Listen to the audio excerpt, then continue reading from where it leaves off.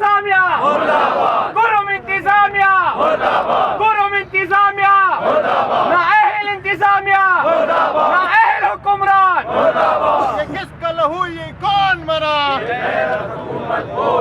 ये किसका लहू ये कौन मरा ये किसका लहू ये कौन मरा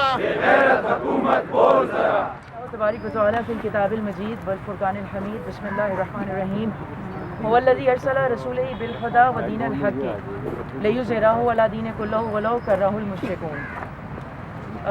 आयत कलाम पाक मैंने आपके सामने पेश की है। जो बदकिस्मती से किसी भी एहतजाज में हम जाएं तो वो ज़्यादातर एहतजाज शिया कौम के ऊपर ही गुजरे हुए किसी सानिए से मुताल्लिक होता है। और उससे भी ज़्यादा बदकिस्मती मैं एहतजाज में आते हुए सोच रही थी कि ये कितनी बड़ी बदकिस्मती है और ये कितना बड़ा जुल्म है पाकिस्तान की 75 साला तारीख़ में कि इंसानियत से गिरे हुए जितने भी दहशत गर्दी के वाक़यात हैं वो सब के सब ज़्यादातर इस मज़लूम कौम के साथ हुए हैं।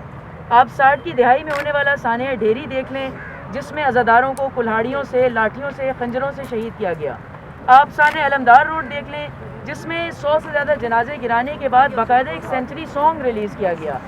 आप मुख्तलिफ वाक़यात देख लें जिसमें असातिज़ा को शहीद किया गया। और आप अब ये वाक़या देख लें जिसमें नारे तकबीर की आवाज़ बुलंद करके दो मासूम शहरियों को, जिनका कसूर सिर्फ ये था कि वो हालात से तंग आके वापस सफ़र करना चाह रहे थे, उनको नारे तकबीर के साथ शहीद किया गया है। जितनी भी मजम्मत की जाए इस वाक़े की कम है। आप जानते हैं, मेरे भाई हैं, पुराने सुनने वाले हैं कि सिवाय मजम्मती बयान देने के और रिवायती बयान देना ना मेरा काम है, ना मैं समझती हूँ कि ये इतना बड़ा अफसोसनाक सानिया है कि रिवायती या मजम्मती बयानात देने से इस सानिए के लिए कुछ भी नहीं किया जा सकता। हाल बता हमारे जो मीडिया के चैनल्स हैं, सोशल मीडिया पर जो बातें जा रही हैं, कुछ बातें मैं ज़रूर कहना चाहूँगी। इसमें कोई शक नहीं है कि पारा चनार में जो कुछ हो रहा है, आप लोग मेरे से ज़्यादा ऑन ग्राउंड जो भी सिचुएशन है उससे आप लोग ज़्यादा वाकिफ़ हैं, ख़बरें हम तक भी पहुँचती हैं। एक सफ़ाक से सफ़ाक इंसान का दिल भी मासूम बच्चों की तस्वीरें देख के इंसान का दिल लरस जाता है। 75 दिन 80 दिन से एक कौम मुहासरे में है। बच्चों को खाने पीने की चीज़ें नहीं मिल रही हैं, बच्चों को ऑक्सीजन की कमी है, वहाँ पर मरीज़ मौजूद हैं, नौजवानों के मुस्तकबिल ख़राब हो रहे हैं। और ऐसा नहीं है कि पारा चनार बहुत दूर है, इस्लामाबाद से 300-400 किलोमीटर के फासले पर है। जो पारा चनार की अपनी सूरत हाल है और फिर जो हाल में जो वाक़या हुआ, कोई इसमें दो राय नहीं है। पहले नंबर पर हुकूमत, रियासत इसकी ज़िम्मेदार है। हमारी हुकूमत इतनी बेगैरत हुकूमत है, चाहे वो वफाकी हुकूमत हो, चाहे वो सूबाई हुकूमत हो, चाहे वो कुर्रम की हुकूमत हो, कि अभी महीना भर पहले एक वफाकी वज़ीर दाखिला वो एक सूबाई वज़ीर आला को रोकने के लिए तमाम वफाक की मशीनरी इस्तेमाल करता है।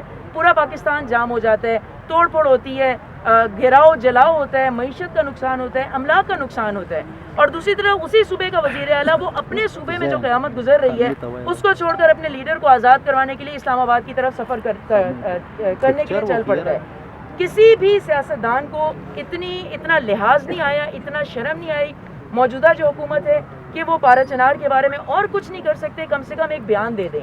और कुछ नहीं कर सकते, कम से कम जो हमारे मौजूदा वज़ीर दाखिला हैं उनको चाहिए कि वो वहाँ जाके विजिट करें। पारा चनार is a part of your country.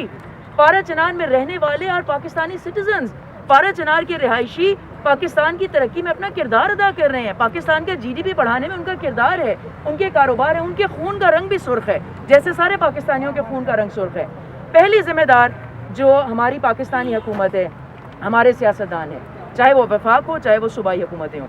दूसरे नंबर पर जिम्मेदार हमारी इस्टेब्लिशमेंट है। आप ये कहते हैं कि आपको हम डी वेपनाइज कर देंगे। आप हमें किस बुनियाद पर आप हमें डी वेपनाइज करने की बात करते हो? आप कहते हो आपको डी वेपनाइज हो जाए, आप असलहा दे दें तो हम रास्ता खोल देंगे। इसका मतलब ये कि आप मजबूर नहीं हैं। रास्ते बंद भी आपकी वजह से हैं, रास्ते खोलने वाले भी आप हैं। और इसमें हमारा कोई किरदार नहीं है कि हम डी वेपनाइज हो जाएं या हम वेपनाइज रहें, उसके बाद आप कोई एक्शन लेंगे। हमारी जान का, हमारे माल का तहफ़्फ़ुज़ करना हमारा आईनी हक है और आपकी ज़िम्मेदारी है। इसको तो बग़ैर किसी शर्त के आपको हमें हमारे आईनी हक को फराहम करना चाहिए, हमारी जान को तहफ़्फ़ुज़ देना चाहिए। जितने इस वक्त वहाँ पर, मैंने पिछली दफ़ा भी कहा था जब हम पारा चनार के लिए जमा हुए थे, डी चौक तक गए थे, मैंने वहाँ पर भी कहा था पारा चनार में चाहे मुफ्ती शाहनवाज हो जो वीडियो बयान देता है कि अच्छा कर रहे हो जो कर रहे हो, लेकिन वीडियो ना बनाया करो, या जो वहाँ पर दीगर काज़िम ग्रुप है या अफ़गानिस्तान से जो तालिबान आ रहे हैं, किसी भी تکفیری گروپ کی, کسی طالبان کی, کسی کی مجال ہی نہیں ہے. ایک گروہ, ایک گروپ ایک ریاست کے سامنے, اور وہ ریاست جو دنیا کی بہترین آرمیز میں جس کا شمار ہوتا ہو, جو پاکستان کے بجٹ 12 سے 22% تک بجٹ جو دفاع کے نام پر جاتا ہو, کسی کی اوقات ہی نہیں ہے کہ جب تک انہیں سپورٹ نہ ملے, لاجسٹیکل سپورٹ نہ ملے, فائنینشیل سپورٹ نہ ملے, اسٹریٹجک سپورٹ نہ ملے, تب تک وہ آ کے کسی علاقے میں کچھ نہیں کر سکتے. تو جو کچھ بھی ہو رہا ہے, ہماری درخواست ہے اور ہمارا پیغام ہے ہمارے ریاست کو, کہ ریاستی اداروں کو, کہ آپ کسی بڑے قومی سانحے کا خدا نخواستہ انتظار کر رہے ہیں. اسی دسمبر میں ہی سن 1971 میں انہی حرکتوں کی وجہ سے, میں اس تفصیل میں, اس تاریخ میں نہیں جاؤں گی, پاکستان کا بازو پاکستان سے ٹوٹ کر الگ ہوا تھا اور بنگلہ دیش بنا تھا. آپ لوگ کس طرف قوم کو بھیج رہے ہو, آپ تو کس طرف قوم کو دھکیل رہے ہو.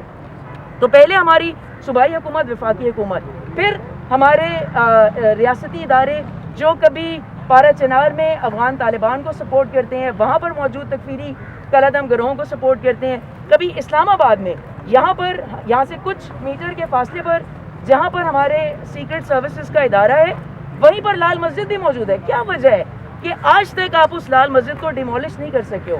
کیا وجہ ہے کہ لال مسجد کا جو مولوی جو داعش کو آ کر ابو بکر بغدادی کے نام پر وہ اور اس کی بیوی ویڈیو پیغام جاری کرتے رہے کہ جی پاکستان خلافت کے لیے تیار ہے, داعش آئے اور یہاں پر حکومت کرے, آپ لوگ آج تک کوئی ایکشن نہیں لے سکے؟ کیا وجہ ہے کہ رمضان منگل جس نے ویڈیو پر اعتراف کیا کہ جی ہم نے ہی علمدار روڈ میں 100 لوگوں کو شہید کیا, آپ لوگ اس کو آج تک گرفتار نہیں کر سکے؟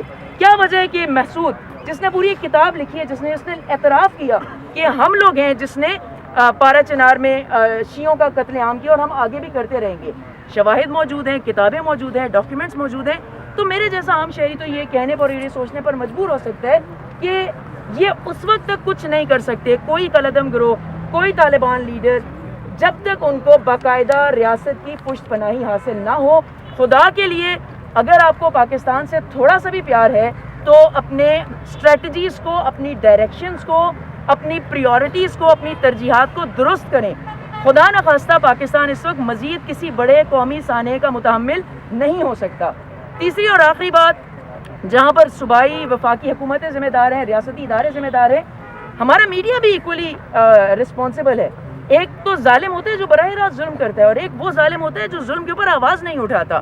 ہمارا میڈیا, کیا میڈیا کو نظر نہیں آ رہا کہ 75 دن سے 80 دن سے پاکستان کا ایک حصہ کمپلیٹ سیج میں ہے, محاصرے میں ہے, بند ہے, اور چھوٹی چھوٹی باتوں پر شور مچانے والا, بریکنگ نیوز دینے والا, اداکاروں کے انٹرویوز کرنے والا, ان کی پرسنل لائف کو ٹی وی پر دکھانے والا میڈیا آخر کیوں پارا چنار کے سانے پر خاموش ہے؟ تو جب بھی, اور ہمارا عقیدہ اور ہمارا ماننا ہے بحیثیت مسلمان, کتنے دن کی زندگی ہے, 60 سال, 70 سال, 80 سال, آخر میں اگر آپ نے ظالم کے خلاف آواز نہ اٹھائی, آپ کسی اور کو جواب دہ ہوں یا نہ ہوں, آپ خدا کی عدالت میں جواب دہ ہوں گے. تو خدا را میڈیا والوں سے بھی گزارش ہے کہ جہاں تک ممکن ہے, جیسے ممکن ہے, کم سے کم اس سانحے کے اوپر آواز اٹھائیں. اور آخر میں بس بات کا اختتام کرتے ہوئے, جیسے میں نے اپنی کوتاہی کا, اپنی کم علمی کا اعتراف کیا کہ گراؤنڈ پر جو بھی کچھ ہو رہا ہے اس کے بارے میں آپ لوگ مجھ سے زیادہ واقف ہیں. ہاں, میں یہ ضرور کہوں گی, جیسے اب مجھے یہ پتہ چلا کہ جو 2 شہدا ہیں ان کی لاشیں رکھ کر دھرنا شروع ہو چکا ہے, اور مطالبہ یہی ہے کہ جب تک رستہ نہیں کھلتا تب تک محاصرہ ختم نہیں ہوگا. تو میں اپنے پارا چنار کے بھائیوں کو, جو پارا چنار میں ہے یا جو یہاں پر ہیں, ہم یہ آپ کو ضرور یقین دلائیں گے, ریاست آپ کے ساتھ ہونا ہو, حکومت آپ کے ساتھ ہونا ہو, میڈیا آپ کے ساتھ ہونا ہو, ہم عام عوام آپ کے ساتھ ہیں, اور ہم سے جو بھی ہو بن سکا ہم آپ کے ساتھ ساتھ رہیں گے. اور اصل عوام کی طاقت ہے, وہی اصل طاقت ہوتی ہے, اور ہماری ریاست, ہماری حکومت اس دن سے ڈرے, اس دن سے خوف کھائے جس دن عوام خود اپنے کنٹرول اپنے ہی ہاتھوں میں لے لے. دعا گو پروردگار ہمارے پارا چنار کے جو مظلومین ہیں ان کی نصرت فرمائے, پروردگار ان کی مدد کرے, اور پروردگار کیونکہ نماز مغرب کا وقت ہے, نماز بھی قریب ہے, تو اس وقت کے وسیلے سے دعا کرتی ہوں کہ پروردگار یہ جتنی بھی سختیاں ہیں, جتنی بھی مشکلات ہیں, پروردگار ان سختیوں کو امام زمانہ کے ظہور سے متصل کرے, اور انشاءاللہ ہم اپنے پر ہونے والے ظلم کا بدلہ, ہم اپنی مظلومیت کی دکھ اور داستان حال دل ہم سنائیں گے جب ہمارے امام آئیں گے. تو امام کے ظہور کی تاجیل کے لیے اور پارا چنار کے مظلومین کی محافظت کے لیے ایک باواز بلند صلوات پڑھ دیں. بہت بہت شکریہ. 3 سال سے عراق میں اپنے بچوں کے لیے روزی کمانے گئے ہوئے تھے, وہ 6 سال بعد, یقین مانے 6 سال بعد اگر کوئی اپنے گھر آتا ہے, میں خود سفر کر چکا ہوں, وہ کتنے بیتاب ہوتے اپنے فیملی سے ملنے کے لیے, اپنے بچوں سے ملنے کے لیے, لیکن وہ اتنے مجبور ہو گئے وہ لوگ, وہ نکل گئے پارا چنار کی طرف, لیکن راستوں میں درندوں نے ان کو پکڑ لیا. پکڑ کے ان کے والد کے آج الفاظ سن لے, یقیناً ان کے دل میں کیا گزر رہی ہوگی ہم یہ نہیں جانتے. ان کے والد کہہ رہے تھے کہ میرے بچوں, میرا جو بیٹا تھا 19 ٹکڑے کیے ہوئے تھے اس کے بدن کی, 19 ٹکڑے.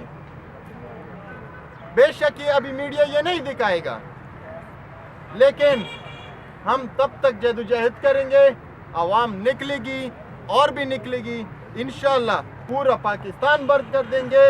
ہم سے جتنا ہو سکے گا ہم یہاں سے اس پلیٹ فارم سے ہم یہ ان کو میسج دینا چاہتے ہیں کہ خدا را ہم پارا چنار پہ رحم کرے. اگر